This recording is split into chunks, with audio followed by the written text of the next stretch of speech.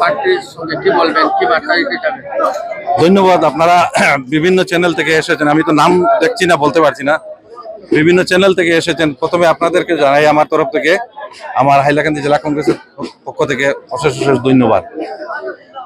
এখন আজকে আমাদের যে আঞ্চলিক পঞ্চায়েতের যে প্রার্থী সিরাজউদ্দিন বড়ভূইয়া, এ আমাদের বাবুরঘাট জিপির আঞ্চলিক পঞ্চায়েতের সদস্য, ভারতের জাতীয় কংগ্রেসের মনোনীত প্রার্থী। আমি হাইলাকান্দি জেলা কংগ্রেসের একজন সাধারণ সম্পাদক হিসাবে আমি দেখেছি যে আমাদের অনেক সমস্যা আছে, কংগ্রেসের মধ্যে অনেক সমস্যা আছে। বিগত কয়েকদিন আপনারা নিশ্চয়ই এইগুলা কাভার করেছে। এই কাভার করার কারণে দেখা গেছে যে মানে যেগুলা খেলিমিলি হয়েছে ডিস্ট্রিক্ট কংগ্রেসে, এই খেলিমিলির কারণে আমরা যারা কংগ্রেস লেভেলে, যারা আমরা জেনারেল সেক্রেটারি লেভেলে যারা আছি, আমরা নিয়মে প্রত্যেকটি জেলা পরিষদের এরিয়াতে আমরা নির্বাচনী প্রচারে যাওয়ার কথা, কিন্তু দুর্ভাগ্য এবং লজ্জাজনক কথা যে আমাদের হাইলাকান্দি জেলা কংগ্রেসের বিশিষ্ট কয়েকজনের নেতৃত্বে কংগ্রেস পরিচালিত হওয়ার পরে যে টিকেটের যে খেলিমিলি হয়েছে, যার কারণে আজকে আমরা এই নির্বাচনী প্রচারে যেতে অনেক বাধা বিঘ্নের সম্মুখীন হচ্ছি। আমি লজ্জিত হচ্ছি এবং বাধা বিঘ্ন পাচ্ছি। কিন্তু বিশেষ করে আমি আমাদের এই যে জিপির আমার সিরাজউদ্দিন বড়ভূইয়ার যে নির্বাচনী প্রচার, এটাতে আমি অনেক খুশি। আমি অনেক দিন থেকে ওর সঙ্গে কাজ করছি, মানুষ আরো ওকে ওয়েলকাম করছে, এবং আমরা যেগুলো গ্রামেগঞ্জে কোনায় কোনায় যে ধরনের ওদের সমর্থন দেখছি, ইনশাল্লাহ আমি উপরওয়ালা ভগবানের নাম নিয়ে বলছি, ও 100% রিটার্ন করবে।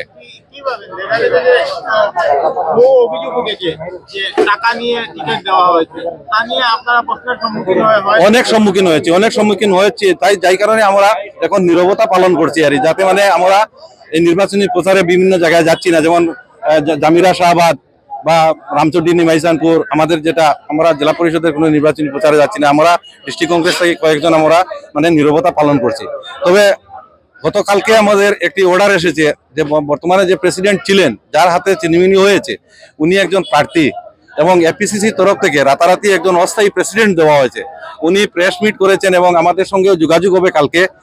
যোগাযোগ হওয়ার পরে যদি ওরা ডিসিশন নেয় যে আমরা নির্বাচনী প্রচারে বেরিয়ে পড়বো বা জাপাইয়ে নামবো, তাহলে একটু পরবর্তীতে একটা ডিসিশন নেওয়া যাবে। এখনো তো ইলেকশনের অনেকদিন বাকি আছে। তবে আমার মনে হচ্ছে উনি যিনি অস্থায়ী প্রেসিডেন্ট হয়েছেন, উনি অনেক সম্মানীয় এক ব্যক্তি এবং আমরাও সম্মান করি।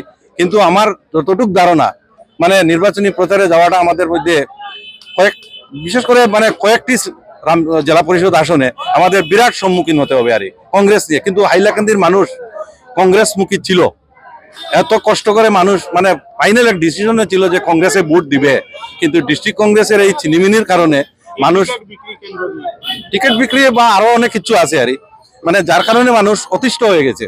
এখন প্রায় জায়গাতে আমরা খবর পাচ্ছি নির্দল প্রার্থীকে ওরা মানে সিলেকশন করছে। আমরা হয়েছে একটা ঘটনা হয়েছে দেখি, আমাদের জেলা সভাপতি যিনি ছিলেন ওনাকে হেনস্থা করা হয়েছে, এবং মোনাসড়াতেও শুনেছি, আরো বিভিন্ন জায়গাতে শুনেছি। তাই আমরা একটু ভয়, নিজের ইজ্জতের প্রশ্নের কারণে আমরা বেরোতে মানে একটু অসুবিধা হচ্ছে।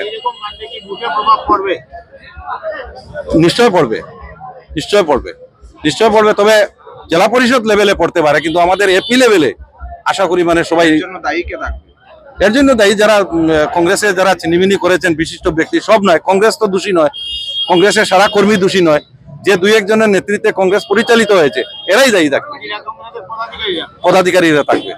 এবং আমিও বিশেষ করে এপিসিসির আপনাদের মাধ্যমে আমি বলতে চাই, এপিসিসির সভাপতিকে, উনিও হাইলাকান্দি সম্বন্ধে অনেক জ্ঞাত, উনিও যাতে মানে একটি বিবিষ্ট ব্যবস্থা লন এবং কংগ্রেসকে আরো সুন্দর করে মজবুত করিয়ে আগামী 26-এর নির্বাচনে আমাদেরকে আরো কাজ করার মানে সাহায্য দেন এবং সাহস দেন।